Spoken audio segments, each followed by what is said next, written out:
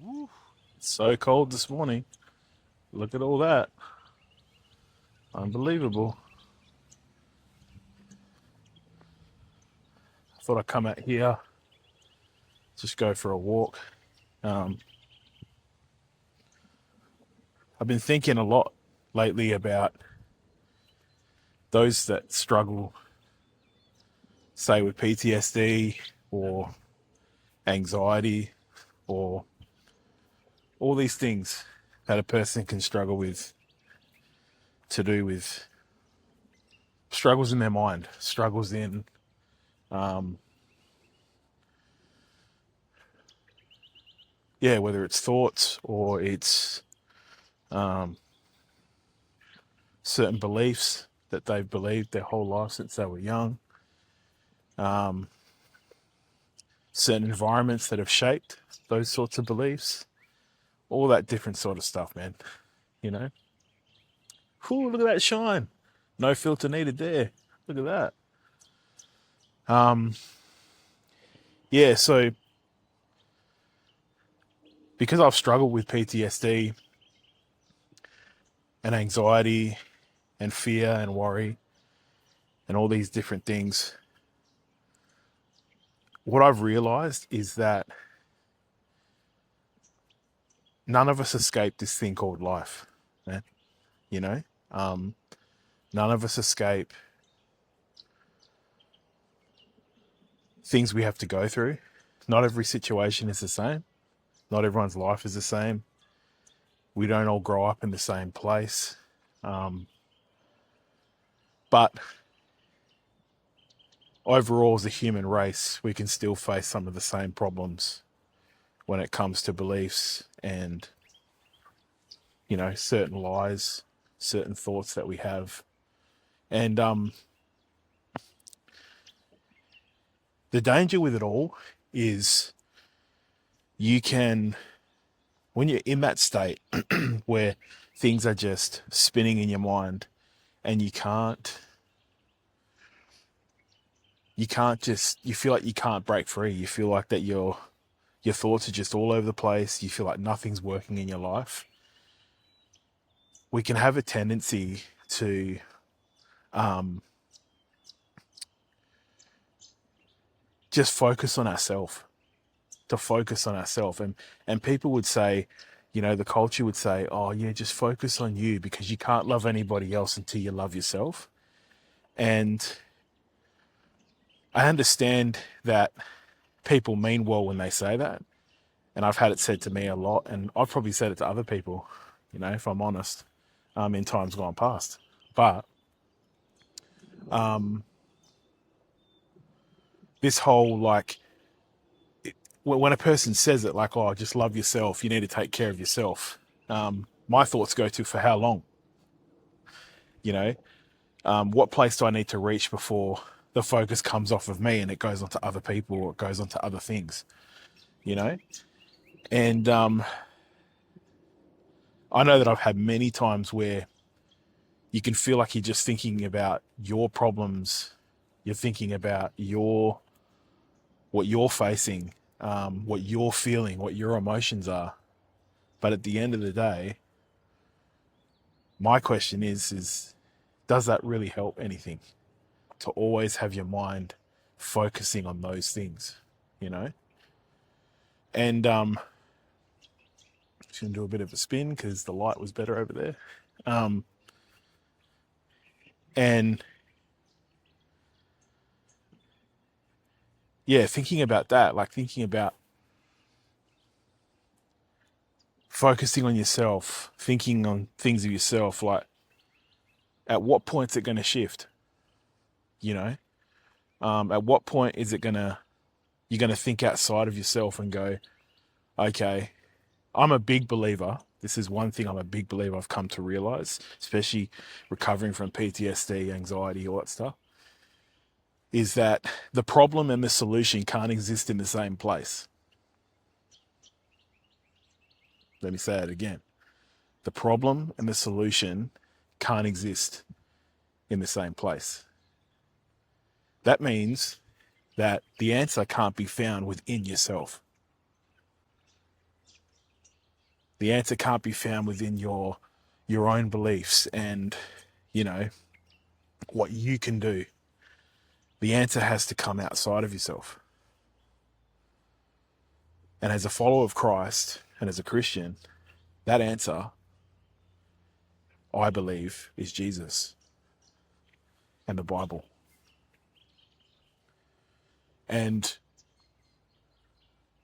just thinking about that alone, right? Thinking about, see how cold it is this morning, but I love it. I love it. It's cold on my head. Anyway, yeah, just thinking about that alone, thinking about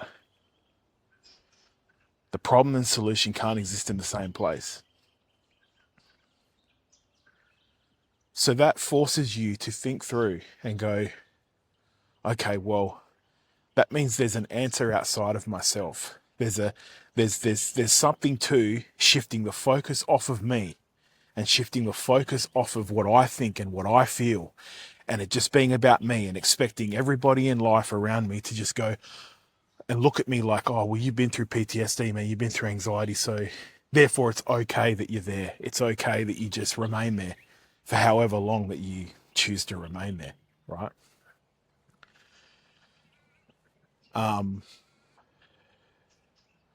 But I think there's something to it. There's something to that whole thought process, you know. And the one thing that I come to realize is that you can go through the toughest of things, but there is some sort of freedom and liberation in thinking that, wait a minute, like, it's not all about me, man. It's not all about my situation. It's not all about what I've been through. And there is a way out of this. There is a way for healing. There is a way for things to get better, you know? And so the other thing that can happen when you're in that state where, say you're having panic attacks every day, you know, say you lose your job as a result, and you can't work. Like, I was at a situation where, like, you can't work. Like, I couldn't function. I couldn't even look at a screen, man. I couldn't even pick up my phone to text people at certain points. I would mid conversation just not be able to breathe. And then it would actually make me want to walk away from people so that I hide what it is that's taking place in that moment, you know? And, man, how beautiful is that?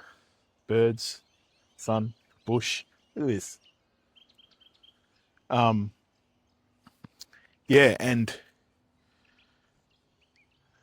that was the place that I was at. Sometimes you can be there and that PTSD can be hitting, or those anxiety attacks, or those things that you think you can't escape. And the other thing that it can do is that when you look at other people just in normal day life, and they have no idea of what it is that you're facing and you're going through, you can start to compare yourself to them. You can start to compare yourself to people on social media, right? Instagram, Facebook. You can start to have these questions that come in and go, why is it always me, man? Right? How come they get to just live free, go on trips, and it doesn't bother them? They don't experience fear the same way. Like, you can ask questions like this. I didn't ask for trauma. I didn't ask to go through what I went through. Why has it been this way since I was a child? All these different questions. And then you look at other people's life and you start to compare. Well, why is it happening? I thought I was getting better. And then, you know, now I'm older and everyone else my age has houses, they have cars, they have families. They seem to be thriving. And I'm not saying they're without struggle and they're without pain, right? But they seem to just be, things be working out for them. But for you, it's not working out. And so you compare. And I remember this statement. I don't know who said it, but when I heard it, I was like, man, that has such truth. And the person was like, well, the statement was, the comparison is a thief of joy. Comparison is a thief of joy. And I started to think about that. I started to think about, wow, like, yeah, how many times have I, in times gone past, when I was on social media, because I've been on social media for probably about 3 or 4 years, and I was like, how many times can you look at another person's life or hear a person share a story with you about what they've attained, or, you know, a breakthrough they've had or a job that they've gotten, and you struggle to feel joyful? You struggle to have joy for the other person, you know? And I know the thing to do is to, you know, clap for others until it's your turn to be clapped for, sort of thing. But I don't know about you. Like, I can't fake that. I can't fake having fake joy or going, oh, cool, man, awesome, you know, when everything is just not working in your life. That was a real struggle for me. I'm just being honest. In times gone past. And so what that comparison birthed in me was discontentment. You can look at everything in life and go, wow, like, things just don't work. Everything I seem to try doesn't work, or it's failed. And you can look at it and go, how many times have you heard a person go, oh, I hate my life, or I hate life, or whatever it may be? That's discontentment talking.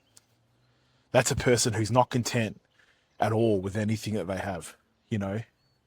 They could have a loving family. They could have, and this is what I was talking about in some other videos, right? I've seen it time and time again. Like, look what happened just recently, you know, tragic, Hayden Panettiere. I think that's the way you say her name. She passed away, 36 years old. Just mysterious, you know? I think there's a whole story to that, but I'm not on here to do conspiracy theories. But prime example of a person that has it all, has money, you know, has a child, has been blessed with the gift of a child. Some people can't have children, man. You know, has faced things in life, was just about to release a book, and was on a talk show and was talking about a traumatic event that happened to her when she was 18 years old. And then mysteriously she dies. And I thought about that for days, man. I thought about that for days. I was like, man, how scary is it when you think about it, and you think that stuff hits close to home, because you go, well, we can be here one moment and gone the next. We can be here one moment and gone the next. And it's sobering. It's sobering to think like that, because you go, okay, if that's the case, and it's always been the case, but sometimes you don't think about that when you're just thinking about your life or yourself, as I'm saying. And you go, wow, here one moment, gone the next. Wouldn't that make you want to look outside yourself?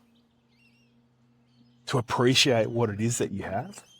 It could be something as simple as you having a friendship, but you don't see each other all the time, right? But when you do, you know the friendship has depth. You know how you have those people in your life where you may not see them in a long time, but then when you do see them and you do catch up, it's like time never passed, right? They're things to be cherished, man. Those things are to be cherished. Those things are, you know, to celebrate, you know? And discontentment would say, nothing's working. There's no way out of it. It doesn't happen. It doesn't happen for people like me. Those sorts of things. But that's just not true. Those things are all lies, right? Those things are all lies. And it's having that realization to go, I can't just think about myself. I can't just think about my situation. I can't just remain here. I'm not saying don't process what you think and don't process what you say and what you've been through and all these different things. But I think, if I'm honest, and this is coming from somebody who is still walking through PTSD, anxiety, those things, I think sometimes, and you know what? I'll say it. People want to stay in their pain. People want to stay here. You can get out of it. You can come through it. But sometimes people want to stay down because this is the other thing you realize. Might be controversial, right? Is people can build an identity around the trauma and the pain that they've been through. And so when you meet a person, it's the first thing that comes up, and it's your story, right? It's your story. It's how you share who you are, right? But you're always talking about what it is that you went through. And that's a way to stay where you are. That's a way to stay in the identity that you have and you've built around the trauma and the pain that you've been through.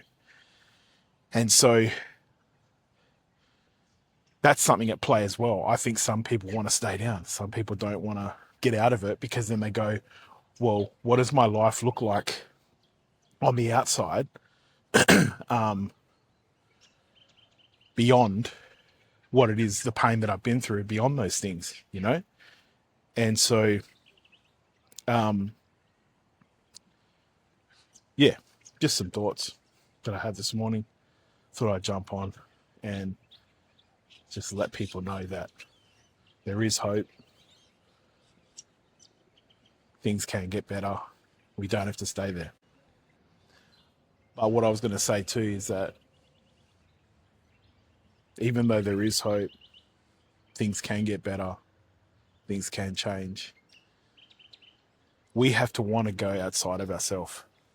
We have to want to, you know, let people see who we are as we are in that moment. And then little by little, move from the place of pain you've been carrying for years into freedom, into rest, into, you know, coming back to a place of health, really, you know. But a person has to want to come out of that. They have to want to come out of it. You have to want to come out of that. And so they're just my thoughts. They're just my thoughts for today. As I said, I was just thinking it through. I was thinking about these things. And I wanted to be transparent with some of the things that I've faced whilst I've been in this PTSD, anxiety sort of mode for the last few years. And the thing I'll end with is that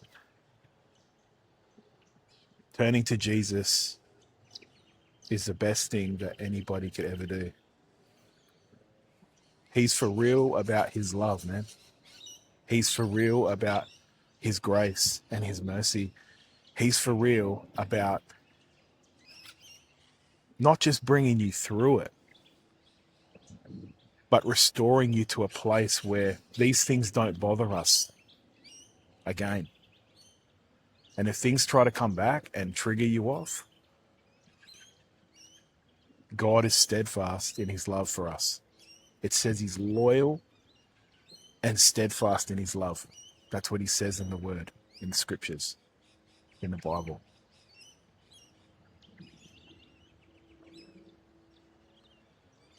So you can be free. You can be whole. And that's my message for you today. I'll talk to you again soon. Peace and love.